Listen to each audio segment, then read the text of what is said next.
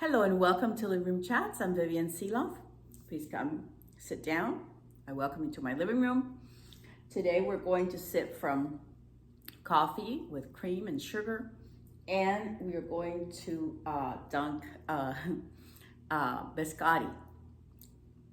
So here we go. This is how a lot of people like it.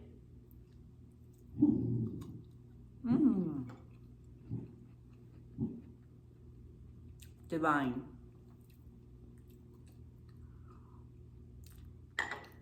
Just perfect. I hope you like it too.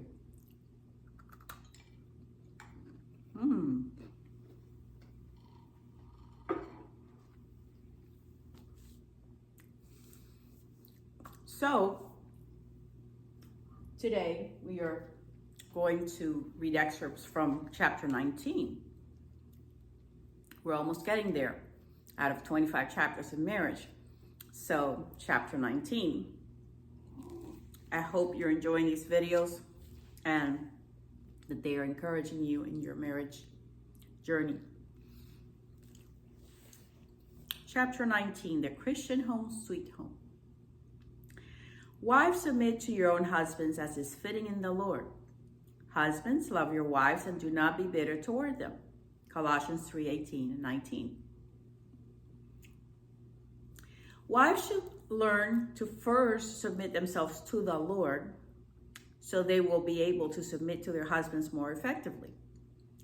Quote unquote, as is fitting in the Lord is truly a blessing, and it is freeing, as it means it needs to please God. You should never submit to your husband if he asks you to do something that you know is not right in God's eyes. So you can respect and submit to your husband, knowing that you are first submitting to God. Some women do not like submitting to their husbands. They need to know this means to let him take the lead, ask his opinions, talk to him about changes in their marriage, meet his needs, and not accept abusive behavior. A wife who submits to her husband as is fitting in the Lord is a happy wife in the long run. This is the secret. Focus on being submissive to the Lord. You will be able to submit to your husband willingly. And the Lord will bless you for doing it if it is right in his eyes. Even when your husband may not deserve it, submit to him and receive his counsel, and he will be impressed and know you are seeking to follow God and commit to your marriage. Surrender this weight of decision-making to him and watch his attitude toward you change for the better. Remember that you are first doing things that please Christ, and God is watching over you as his child to guide you and bless you. To husbands, the Lord says to love your wife and not be bitter toward them. Some husbands get emotional at times and become bitter toward their wives unintentionally by releasing their stress on them. This is not a good picture because husbands do not realize they are deeply hurting their wife's spirit, and it can turn against them. God is always watching.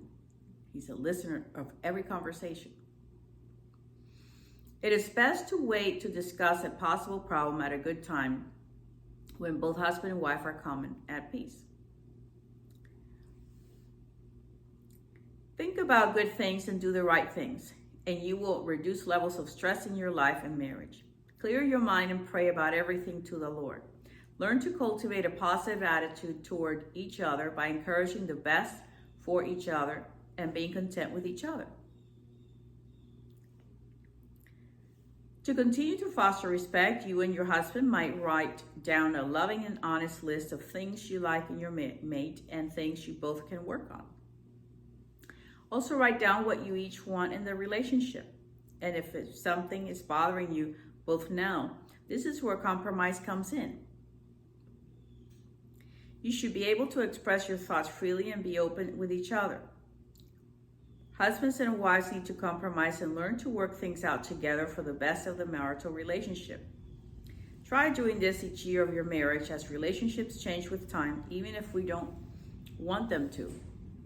Change is simply a part of life. Keep in mind that all things change. except God, of course. And then we talk about differences in marriage, whether they are cultural background, educational, religious, political, financial, or age difference. We talk about those. And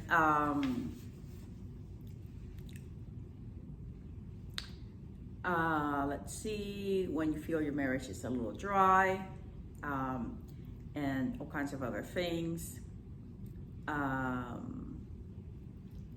Okay, so marriage is wonderful, but to keep it shining beautifully, you both need to show kindness and forgiveness toward each other and move forward, not living in past problems. Sometimes it is easier to forgive, and other times is more difficult. This is why you need Jesus to help you in your marriage relationship on a daily basis. So always be open to each other and be honest, and not be afraid to be honest.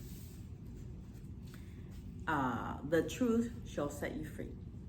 So this is all for today. I hope you enjoy chapter 19, excerpts from chapter 19, and I hope they encourage you.